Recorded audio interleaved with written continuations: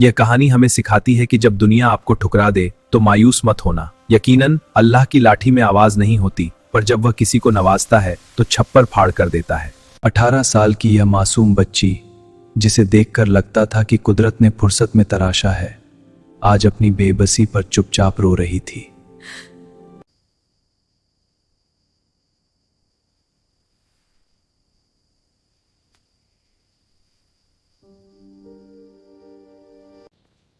उठो रे, कितनी देर तक सोएंगे? सूरज निकलने वाला है। अरे तुम भी जाग जाओ, पूरा घर सो रहा है। क्या हुआ, कोई जवाब नहीं देता? जल्दी करो। हाँ भाभी, जाग गया। अरे ओ फूटी किस्मत वाली, क्या आप शहजादी के जागने का इंतजार करना होगा? उठ और चूल्हा सुलगा।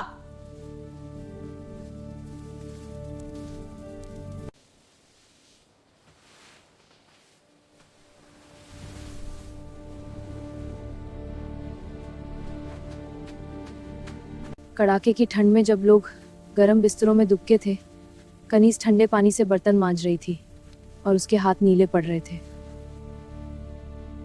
कनीज के वालिद और वालिदा एक सड़क हादसे में उसे तब अकेला छोड़ गए थे जब वह महज 8 साल की थी।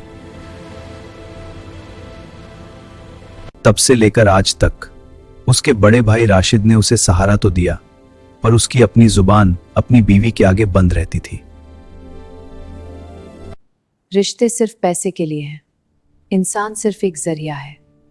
तुम मेरे लिए कुछ नहीं हो, लेकिन तुम मेरे काम आ सकते हो। वह कनीज को घर की बेटी नहीं, आपकी एक बोझ समझती थी जो उसके बच्चों के हिस्से की रोटी खा रही थी।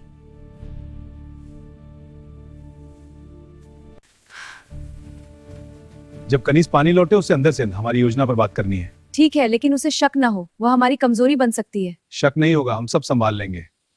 अरे सलमा सुनो, मैं तुम्हारे लिए सुनहरा प्रस्ताव लाई हूँ। सुनहरा बताइए जल्दी। देखो, ये रिश्ता तुम्हारे परिवार के लिए सोने का अंडा देने वाली मुर्गी है, पर दहेज में क्या मिलेगा? सब मिलेगा, तुम बस हाँ कर दो। सलमा, शहर के सबसे बड़े रईस सेठदनू को एक ऐसी लड़की है जो उनके बुढ़ापे की लाठी बन सके। वो होनी चाहिए आज्ञाकारी, वफादार और घर संभालने में कुशल। बिल्कुल। उम्र ज्यादा है, करीब 70 साल। बीमारी ने शरीर तोड़ दिया है, लेकिन दौलत इतनी है कि 7 पुश्तें बैठकर खाएं। लेकिन हमें क्या मिलेगा?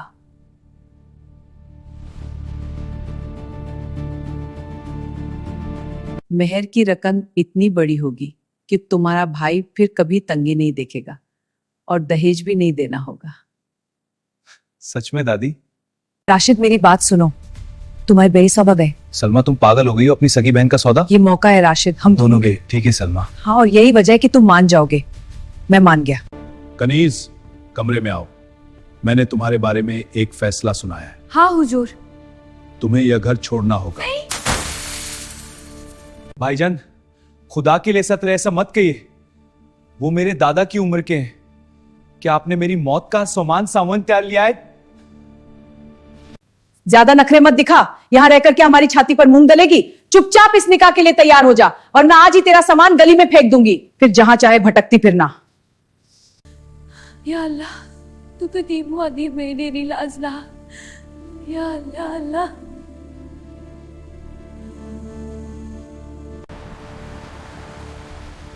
क्या आप खुशी से इस निकाह को कबूल करती हैं? कबूल है। निकाह हुआ, मुबारक हो। राशिद, ये लो तुम्हारी मेहनत का फल। शुक्रिया सेठ जी। वाह, देखो तो कितने सारे हैं। घर को देखती हूँ आखिरी बार।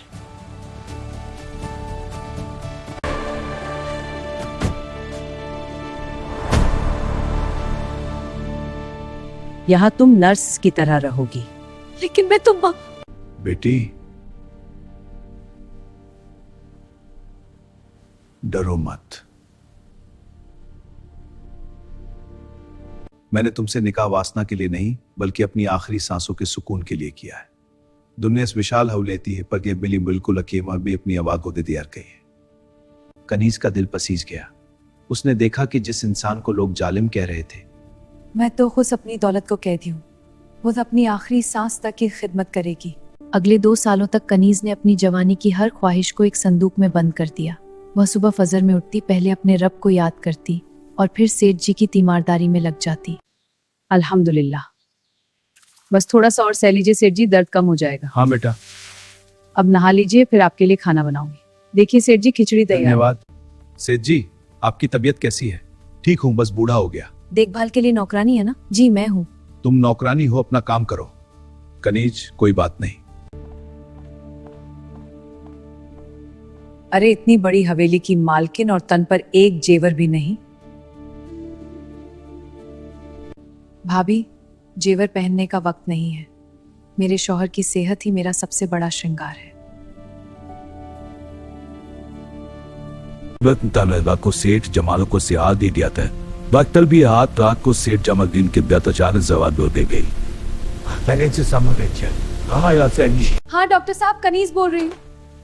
सेठ जी की तबीयत बहुत खराब है, जल्दी आइए। एक बार इस पर रास्ता दे। कनीज, तू इंसान के रूप में फरिश्ता है। मैंने अपनी जिंदगी में बहुत पाप किए होंगे, पर शायद कोई एक नेकी ऐसी थी जिसके बदले अल्लाह ने मुझे तेरा साथ। मुझे माफ कर देना कि मैंने तेरी जवानी को इस अंधेरे कमरे में कैद कर दिया। नहीं सेठ जी, आपने मुझे सर छुपाने को छत दी और समाज में इज्जत दी। कलमा।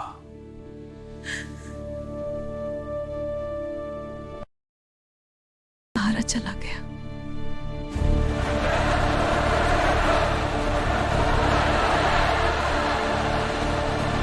कनीज साहब का ये सीलबंद फाइल है।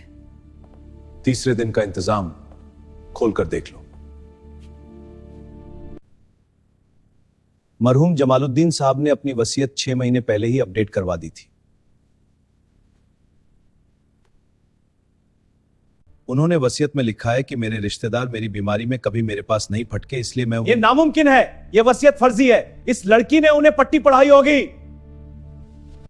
क्या ये कैसे हो सकता है? हाँ, ये तो अनुचित है। कृपया शांत हो जाइए। मैं पालीशान और दुकानें हैं। मेरी सारी फैक्ट्री अपनी 40 आलीशान दुकानें और नेक दिल बैंक बैलेंस के नाम करता हूँ। इतना ही नहीं, ये हवेली और मैं मेरी 100 एकड़ की कृषि भूमि, और अगर कोई रिश्ते बनी सबनी क्योंकि दी हो जी, तो वसीयत के मुताबिक उसे कानूनी कार्रवाई का सामना करना होगा।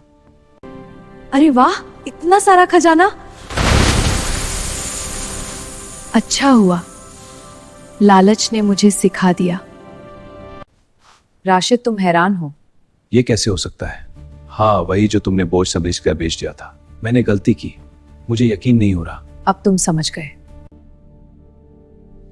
मुझे ये दौलत नहीं चाहिए, मुझे बस मेरे शौहर की यादें दे दो। मैडम, ये उनकी आखिरी इच्छा थी। उन्होंने आपकी सेवा का फल आपको दिया है। कनीज मेरी प्यारी बहन, हमें माफ कर दे। चल अब वापस घर चल। भाभी, उस घर के दरवाजे तो आपने मेरे लिए सालों पहले बंद कर दिए थे।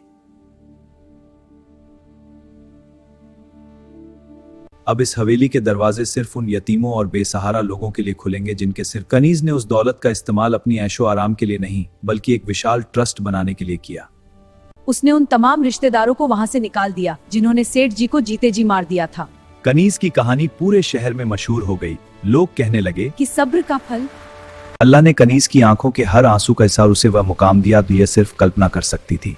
कनीज आज भी उसी सादगी से रहती है, लेकिन अब वह हजारों यतीम बच्चों की अम्मी बन चुकी है। यह कहानी हमें सिखाती है कि जब दुनिया आपको ठुकरा दे तो मायूस मत होना। यकीनन अल्लाह की लाठी में आवाज नहीं होती, पर जब वह किसी को नवाजता है तो छप्पर फाड़ कर देता है।